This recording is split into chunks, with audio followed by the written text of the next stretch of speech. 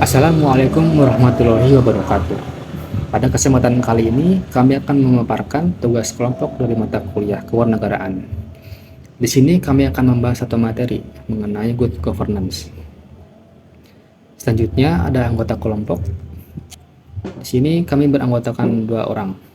Yang pertama itu ada Devena Stiani dengan NIM 202309100049. Kemudian saya sendiri, Kisiki Novalahdan, dengan NIM 202309100064. Apa saja sih yang kami ingin bahas dalam video ini? Yang pertama itu ada latar belakang, kedua ada rumusan masalah, ketiga ada pengertian good governance, keempat ada prinsip good governance, kelima ada faktor yang mempengaruhi, keenam ada kualitas pelayanan, ketujuh ada tantangan, kedelapan ada peran masyarakat, kesembilan ada kesimpulan dan saran, dan terakhir penutup. Langsung saja ke slide pertama, yaitu tentang latar belakang.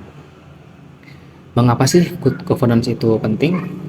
Yang pertama itu harapan masyarakat untuk pemerintahan yang efektif dan efisien. Masyarakat menginginkan pemerintahan yang mampu mengelola sumber daya dengan baik, sehingga setiap kebijakan dan program yang dilaksanakan dapat memberikan manfaat maksimal bagi rakyat. Good governance diharapkan dapat memenuhi harapan ini dengan menciptakan sistem yang lebih responsif dan akuntabel. Kedua, ada kebutuhan peningkatan kualitas pelayanan publik. Pelayanan publik yang baik adalah salah satu indikator utama dari good governance. Setiap warga negara berhak mendapatkan pelayanan yang memenuhi kebutuhan dasar dan hak sipil mereka. Oleh karena itu, perbaikan dalam sistem pelayanan publik sangat penting untuk meningkatkan kepuasan masyarakat. Ketiga, ada tantangan kompleksitas masalah. Ada 3 poin di sini. Yang pertama itu kasus hukum yang melibatkan pejabat. Kasus hukum yang melibatkan oknum pemerintah seringkali merusak kepercayaan masyarakat terhadap institusi pemerintahan. Penerapan good governance diharapkan dapat mencegah penyalahgunaan kekuasaan dan memperkuat integritas pejabat publik. Kedua, prosedur pelayanan yang bertele-tele. Banyak prosedur dalam pelayanan publik yang dianggap rumit dan tidak efisien. Hal ini menghambat akses masyarakat terhadap pelayanan yang seharusnya mereka terima. Reformasi dalam prosedur pelayanan sangat diperlukan untuk menjadikannya lebih sederhana dan cepat. Ketiga, ada perilaku aparat yang belum optimal. Sikap dan perilaku aparat yang tidak mencerminkan semangat melayani seringkali menjadi penghalang dalam memberikan pelayanan yang baik. Membangun budaya pelayanan yang baik di kalangan aparatur negara adalah langkah penting dalam mewujudkan good governance. Selanjutnya, rumusan masalah. Apa sih yang perlu kita ketahui? Yang pertama itu, apa itu good governance? Definisi good governance mencakup berbagai aspek, mulai dari pengelolaan sumber daya negara hingga penggunaan wewenang politik dan administrasi. Kedua, faktor apa yang mempengaruhi efektivitas pelayanan publik? Yang pertama, efektivitas pelayanan publik dipengaruhi oleh berbagai faktor, termasuk kemampuan aparat, prosedur pelayanan, dan sarana prasarana. Kedua, kemampuan aparat meliputi kompetensi, integritas, dan motivasi dalam melayani masyarakat.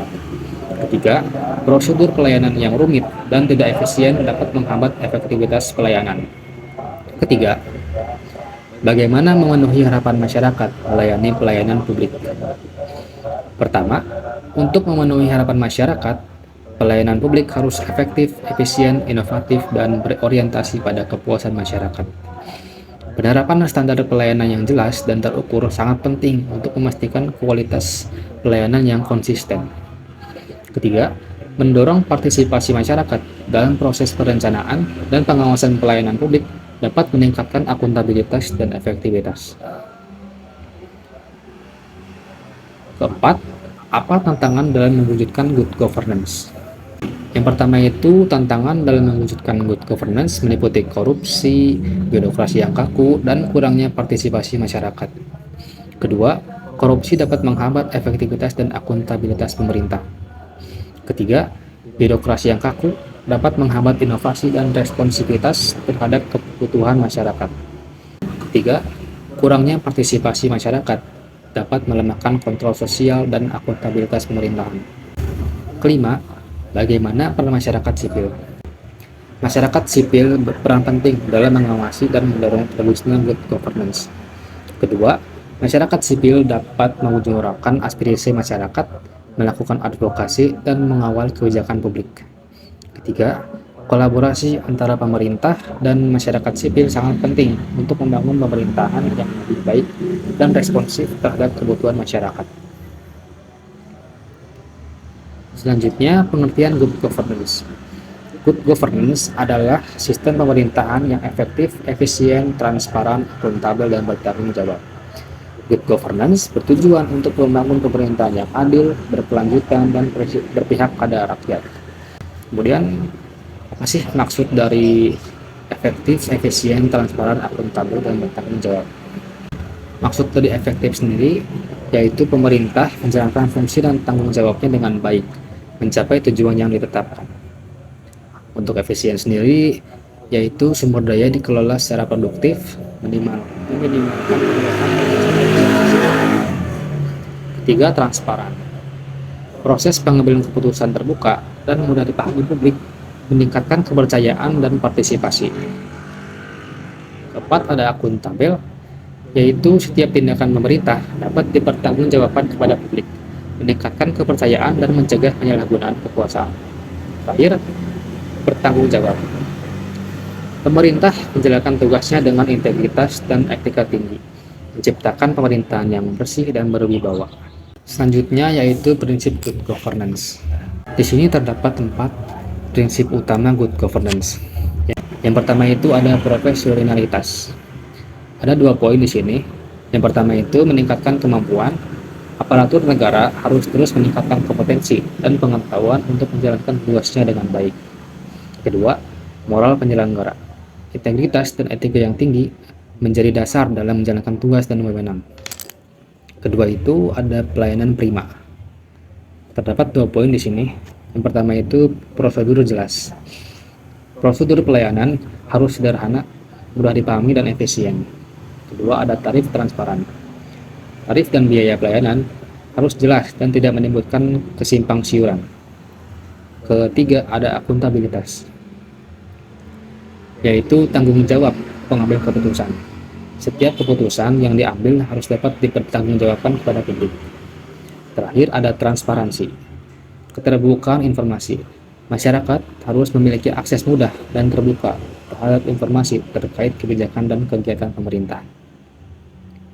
Untuk slide selanjutnya akan disampaikan oleh Saudari Delviana Stiani. Baik, selanjutnya faktor yang mempengaruhi pelayanan publik. Yang pertama, struktur birokrasi. Yang kedua, budaya organisasi. Yang ketiga, kualitas SDM. Yang terakhir, transparansi dan akuntabilitas. Next, meningkatkan kualitas pelayanan publik. Yang pertama, transparansi. Pemerintah harus menyediakan informasi yang jelas dan mudah diakses mengenai kebijakan, prosedur, dan hasil pelayanan publik. Yang kedua, partisipasi masyarakat. Kita harus melibatkan masyarakat dalam proses pengambilan keputusan dan evaluasi pelayanan publik yang sangat penting. Yang ketiga, akuntabilitas. Penyelenggaraan pemerintah perlu bertanggung jawab atas tindakan atau keputusan yang mereka buat. Selanjutnya yang terakhir, kualitas sumber daya manusia. Meningkatkan kompetensi dan profesionalisme pegawai negeri sangat penting untuk memberikan pelayanan yang berkualitas. Selanjutnya, tantangan dalam mewujudkan good governance. Yang pertama, ada keterbatasan SDM. Banyak pemerintah desa mengalami kekurangan SDM, baik dari segi kuantitas maupun kualitas. Kekurangan ini dapat menghambat pelaksanaan program dan kegiatan pemerintahan desa secara efektif dan efisien. Beberapa faktor yang mempengaruhinya adalah kurangnya insentif, kurangnya kesempatan pelatihan dan pengembangan, rendahnya daya tarik profesi di pemerintahan desa, mobilitas SDM yang tinggi.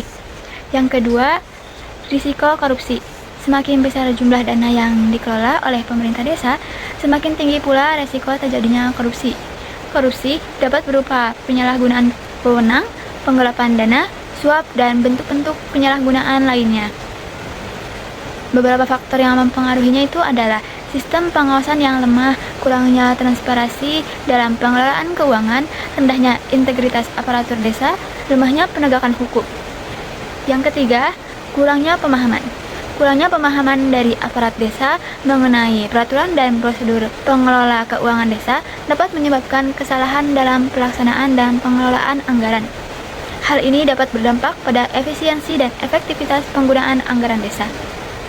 Beberapa faktor yaitu kurangnya pelatihan dan sosialisasi mengenai peraturan dan prosedur pengelolaan keuangan, rendahnya literasi keuangan di kalangan aparat desa, kompleksitas peraturan dan prosedur.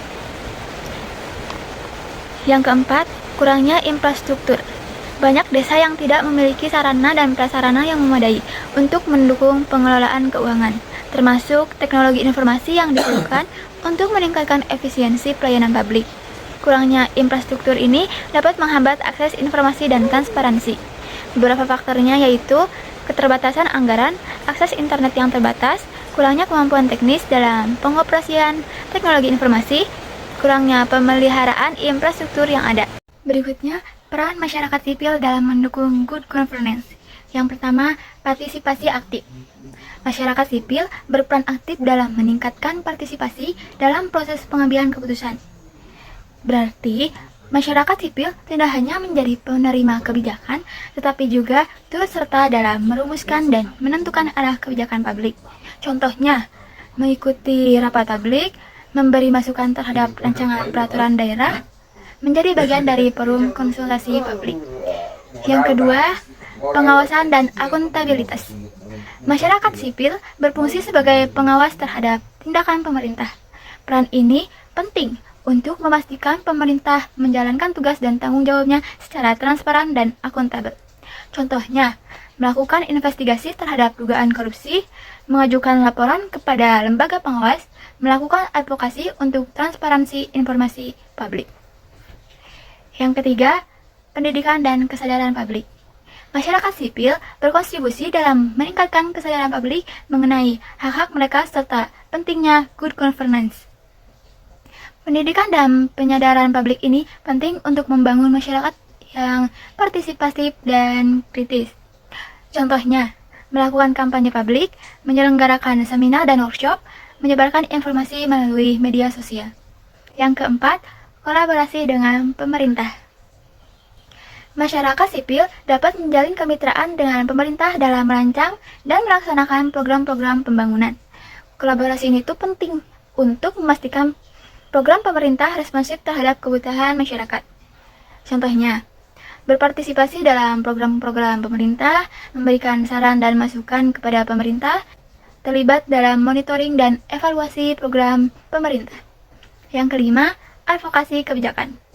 Organisasi masyarakat sipil seringkali berperan sebagai advokat untuk perubahan kebijakan yang lebih baik.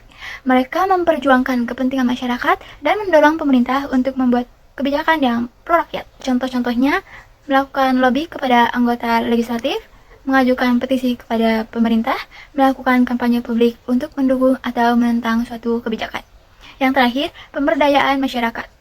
Masyarakat sipil berperan dalam memberdaya individu dan kelompok untuk terlibat dalam proses pemerintah.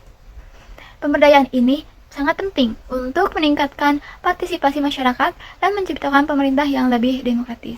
Contohnya, melakukan pelatihan dan pendidikan bagi masyarakat, memberikan bantuan hukum kepada masyarakat, memfasilitasi partisipasi masyarakat dalam pengambilan keputusan. Next, kesimpulan. Yang pertama itu ada tantangan. Berupa keterbatasan SDM, kurangnya pemahaman aparatur dan prosedur yang belum jelas.